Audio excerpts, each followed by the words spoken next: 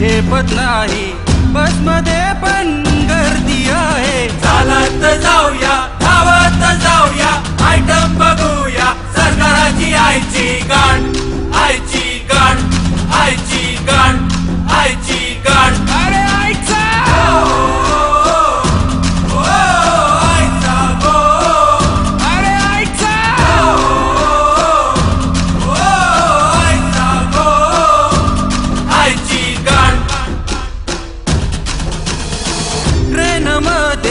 कसे घुसणार, घुसले तर गुडगांड मारणार.